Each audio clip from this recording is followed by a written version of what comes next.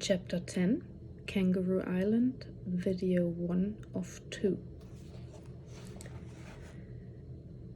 It was a glorious sunshiny day, and Hannah and I were filled with great expectation and excitement as we again left Adelaide. We packed our belongings, said goodbye to our Swedish koala, and went to the central bus station by taxi, which in our world was the fanciest thing to do ever. Only rich people went in taxis, and that day we felt rich. The bus took us on a 2-hour-long drive through a landscape filled with absolutely nothing, and yet everything was so beautiful to us. At the ferry harbour, we boarded a boat to Penneshaw on Kangaroo Island. The crossing took just 45 minutes, and as it was a beautiful day, the sea was calm and welcoming. Arriving on the island, we took a shuttle bus to Pennington Bay Road. The shuttle bus was just a little van, and Pennington Bay Road was a bigger dirt road. We were just left in the middle of nowhere. This seems to have been a theme. Wherever we went, we were just thrown out somewhere remote, wondering how long it would take a search team to find us if no one came to pick us up. But we were picked up rather promptly. We could see the dirt cloud on the horizon as an old ute approached, and said ute sat Kate, the farmer, and her 2 poodles. She was an older lady, thin, short grey hair, radiant smile. And she struck us as slightly mad at first, because she turned her head back to us while driving, then drew in a long sniff to announce, "Oh good, you don't stink." Yet she reeked of garlic. Hannah and I just glanced at each other, trying not to burst out laughing. Following dirt tracks, Kate drove us to a lonely, remote piece of land where her little farm stood, with a water tank and a garden. All the eye could see was nature, no human soul in sight, not even something remotely man-made. It was absolutely stunning. From the porch, you could see yellowy, waist-high grass that stretched over rolling hills all the way to the bay. On the porch were pots with aloe plants.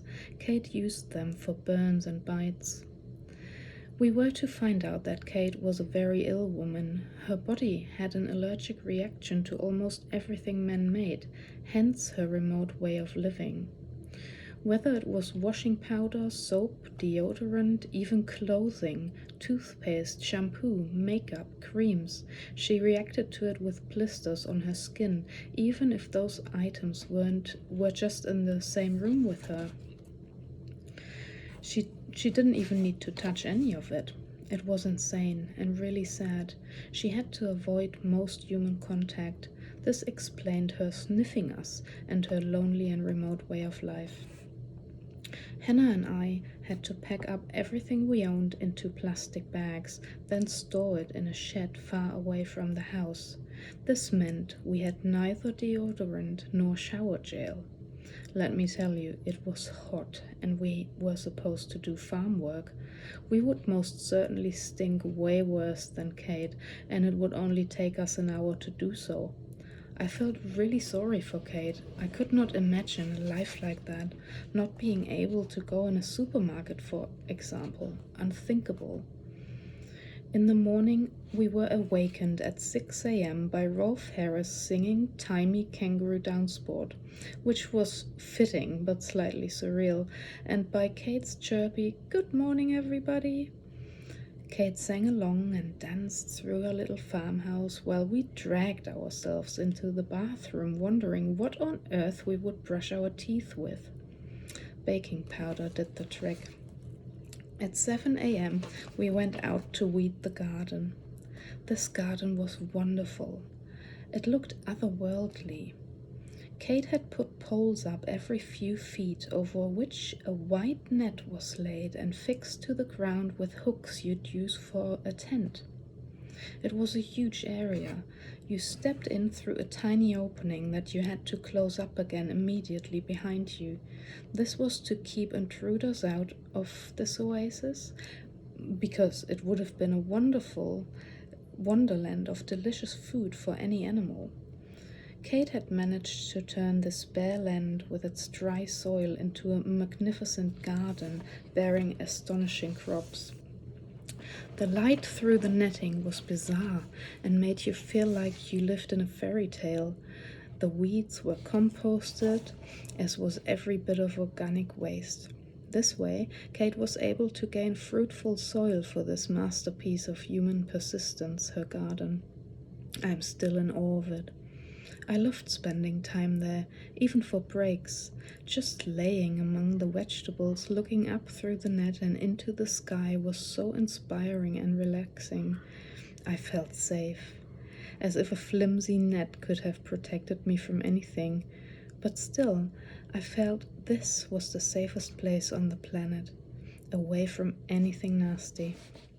I was wrong to feel sorry for Kate, because she had made her own wondrous world, and it was the brightest jewel of all worlds I had encountered so far. It was shining so brightly into my heart that I thought I wanted to burst with admiration and utter love for it. Kate asked us to dig out a huge tree root that was stealing precious water from her garden, a commodity that was hard to come by. We did our best with shovels and eggs, digging, pulling, dragging, hacking, but that thing was like stone and we could not move it an inch. We had managed to dig away most of the earth around it, though. On the next day, 2 more workers arrived, 2 guys with more muscle strength than ours. Kauri, a Maori from New Zealand, built like a tank and absolutely gorgeous, plus Holger, another German, looking like a typical guy from northern Germany, lanky, smiley, tall. Both very quiet and lovely characters that you could just hang out with, easy and uncomplicated. The 4 of us managed to get the stubborn root out. Farming in a place like this was truly hard work and a lot of dedication was needed. Certainly nothing for the faint-hearted. After lunch, the sun usually burned so hot that working was impossible. So we either took siestas or worked inside. We cooked and cleaned and even managed to bake delicious cakes with the few ingredients we had to work with. Every bit of water was used at least twice. Whether you did the washing up or brushed your teeth, water would be collected and plants would be tended with it. As every detergent or cleaning material was organic, one could water plants without hesitation. We had to be so careful with every drop. Kate's tanks were almost empty and rain was not inside. You gain a brand new respect for things when you do not have them. Water is always so readily available in Europe, where I come from. Here, it is like stardust. Around Kate's water tank grew the most stubborn and nasty weeds, the kind that crawl up any surface and are impenetrable, like the rose bushes in Sleeping Beauty, just less pretty, less mysterious, and without the happy ending. Kate had neglected this area for a while, putting more energy into her gardens, but now those bushes were threatening to break the tank and take what was left of the precious water. So one day it was Hannah's and my take to remove them all. The temperatures were scorching again, and even though we started clearing those weeds and digging out roots very early in the morning, my head was spinning by 10 a.m. I felt fatigue like I never had before. I always had a little trouble with vertigo when working in a head bent down position, so I put it down to that. But as it was getting worse, Hannah brought me inside to cool off, thinking I just got too hot. There was no air conditioning in the house, so the temperature inside was a very refreshing 89.6 degrees Fahrenheit. We worked in long sleeves to avoid sunburn, but we would hardly get burned inside, so I took my shirt off.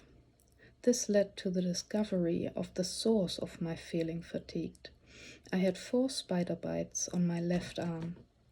Spider bites are the last thing you want in Australia, especially after reading up on all the different species and the effect of their venom. Was I bitten by a funnel web spider? Unlikely, because I would have been dead by now. Funnel web spiders cause death within 15 minutes. Never underestimate someone smaller than yourself. Or was it the famous redback spider, which untreated can cause anaphylaxis? Who knows? Out of all spiders, I would have probably preferred a tarantula bite, because even though the spider was big, the bite only leads to vomiting and nausea in adults. One can handle that. But I would have seen an impressive-looking spider as big and as creepy as a tarantula, and I would have run for the hills. So I was pretty sure it wasn't that one either. Kate came in to see what was going on. When I showed her the bites, she asked if I had caught the spider. Stunned by this question, I remained silent and must have just stared at her. Who catches a spider once bitten?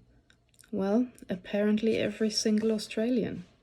Even if I had known I must catch the spider so a doctor could determine what jab to give me, I would not have caught it because I didn't feel it happen. So Kate basically told me there was nothing to do but wait. I had to get my medical insurance details via fax machine just in case Kate needed to get me to a doctor or hospital. That did not fill me with confidence, nor did my arm that was swelling to double its size and turning a strange green color. Kate dabbed some home-brewed herbal tincture on the bites to relieve the horrendous itchiness. We used the same tincture as deodorant for sunburn, spots, brushing teeth, basically everything. It was a cure for all ailments. I will never forget the pungent smell. But other than that, my bites were left untreated, and I was left to the will of the gods, who I hoped had a good day. Kate told me that if I wasn't feverish or dead the next day, I could work again, but for today I would just do chores around the house. That was tough love, but it was love of a kind. The others kept working outside, while I pondered over my certain death. What a great way to go that was. A gravestone in the form of a giant spider would be intriguing. But it would have to be the exact model of the one that bit me. Of course, I had no way of finding out. That bugged me. Well, the gods did indeed have a good day, and other than a greenish swollen arm and feeling constantly drunk and dizzy for about 4 days, there were no other effects at all. That is, if you don't count the itchiness and bizarrely the pain of my blood vessels. Moral of the story: do not get bitten by spiders in Australia. No one will pity you. You will not get the day off or an extra slice of cake. One fine evening, after another hot working day, Hannah and I decided to go on a long walk and talk over farm girl stuff like, can you believe how long the hair on your legs has grown since we've been here? And I don't even smell myself anymore. We marched to Pennington Bay. The beach seemed untouched by humans. The only proof that this was not the truth was the small path we walked on to get there. But since we lived with Kate, we had not seen human life anywhere near other than us. We enjoyed beautiful dunes, rocks, the salty sea, and an aggressive and far too close growly bark. That and the sentence, "Hannah, are there any dingoes on this island?" set us into a frenzy. Driven by the wild panic, we started running to hide from what was surely a dingo. We hoped for a tree to climb on or something that would save us from the dangerous and clearly raging, hungry and mean dingo. But there was no tree in sight, at least none high enough. We ran like maniacs and finally saw a metal shed-like building that was rusty and old. It was locked. We thought about breaking in. It looked like no one had used it in years, but we were scared of the crazy people you read about who all lived in Australia, and surely this little island had one. this shack might be a slaughterhouse for German girls. Second, how on earth do you break in somewhere? We hadn't the faintest idea how to go about cracking open a lock. We'd make some seriously bad robbers. The growly bark was still there, but wasn't coming closer at least. Whatever had been chasing us had stopped. So we bravely turned around to take a peek at our fearsome pursuer, which was an old grey farm dog. We had run from a farm dog that probably had no more teeth in his mouth. But I bet he felt real good to be able to give someone a fright at his age. He trotted away with a swagger and looked mighty proud. He'd go home telling his other dog friends what he had done. We, on the other hand, kept this episode completely to ourselves. For the reader's information, there are no dingoes on Kangaroo Island. Our mornings were filled with gardening, weeding, harvesting, pruning, digging, planting.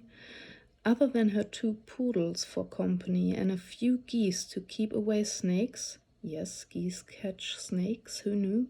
— Kate had no animals, so our work revolved around her gardens.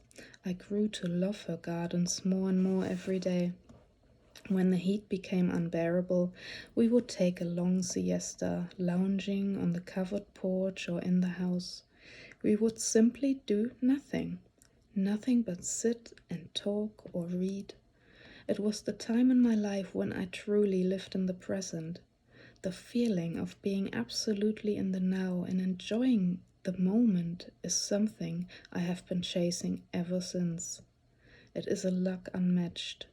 No lottery win or great fortune could buy you this state of mind.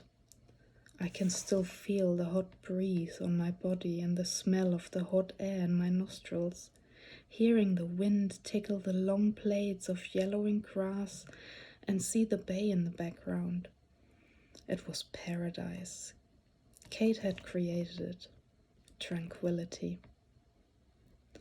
In the afternoons, Hannah and I would be busy with some housework, mainly cooking and cleaning up. We would use what the gardens had to offer. Kate had an affinity for garlic, so every meal contained at least 10 cloves of it. But as we smelled anyway, it didn't matter if we added the pungency of garlic to it. In the early evenings, we often took walks to explore the island that was our home for the time. One pleasant evening, Kaori, Holger, Hannah and I decided to use Kate's canoes in the bay to go for a leisurely paddle. Everyone who has ever canoed on an open ocean knows that there's nothing leisurely about it at all.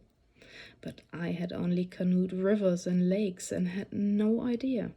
There aren't many oceans to be had in Germany. We decided to walk to the bay, which might have been 40 minutes or so away. None of us thought we had clothes fit for canoeing. We didn't want to wear our dirty work clothes because we had already washed up. By now we had nothing but work clothes. There was no washing machine, and so far we had not had the energy to wash our filthy, earth-stained gardening clothes by hand. Kate, of course, had a solution. For some mysterious reason, she had held on to some snazzy 80s tracksuits. You know the ones. Picture impossible 80s colors and shiny fabric. Incredible.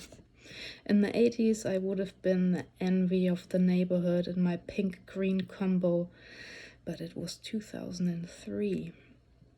To complete the look, we all wore knee-high Wellington boots and neon yellow life vests. I regret not having a photo of us. Picture Kaori. Gorgeous, tall, muscular, a picture-perfect Maori warrior, like I couldn't stereotype any better. Smooth, dark skin and deep, serious eyes containing the wisdom of his ancient people. A role model for masculinity. Conjure this in front of your eyes. And now, picture this gorgeous man in an 80s neon tracksuit.